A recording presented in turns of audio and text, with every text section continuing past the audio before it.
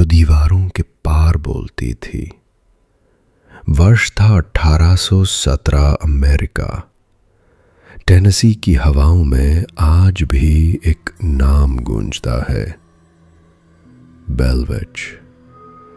1800 के दशक की शुरुआत में बेल परिवार की रातें चीखों, खरोंचों और अजनबी सायों से भर गई थी। लोग कहते हैं ये कोई आत्मा नहीं थी, ये एक जिंदा डायन थी।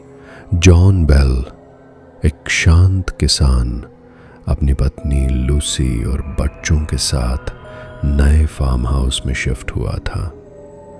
खेतों में हरियाली थी, बच्चों की हंसी थी, सब कुछ सामान्य लगता था।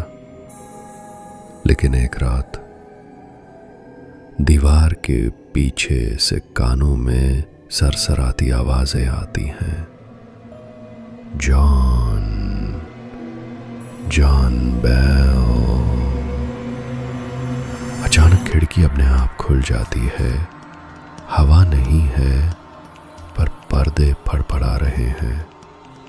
लूसी कांपती आवाज में बोली, क्या तुमने वो सुना?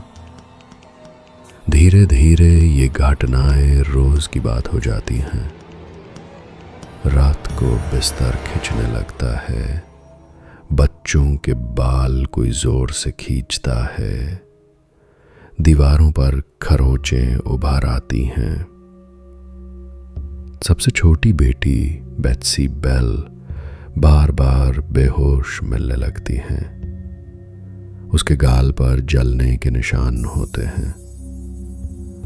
बेत्सी रोती हुई अपनी मां को बताती है कि वो औरत वो मेरे तकिए के पास बैठती है, उसका चेहरा बदलता रहता है। एक दिन परिवार एक स्थानीय पादरी को बुलाता है। जैसे ही वो प्रार्थना शुरू करता है, छत से जोर की आवाज आती है।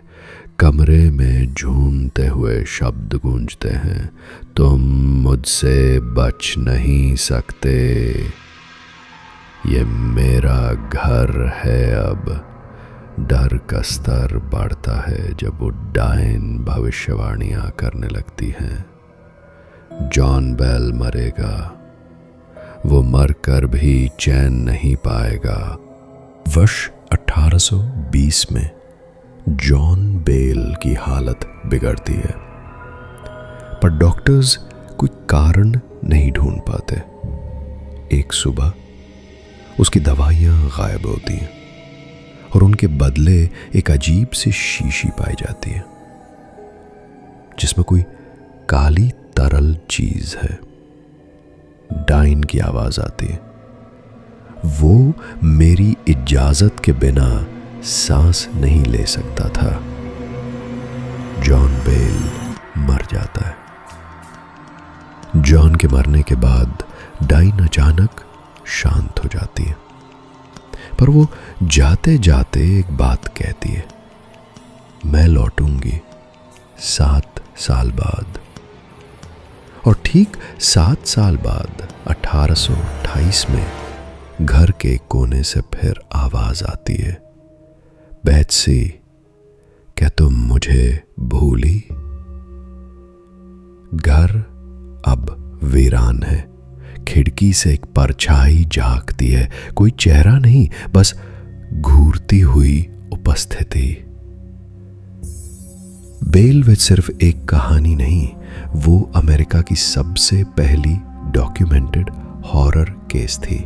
लोग आज भी उस जमीन से गुजरते हुए कानों में फुसफुसाहट महसूस करते हैं। और अगर तुमने उसका नाम जोर से लिया, शायद वो तुम्हारे पीछे खड़ी हो अभी। अगर आपको कहानी अच्छी लगी हो तो हमारे चैनल को सब्सक्राइब और लाइक, शेयर करें और कमेंट भी करें।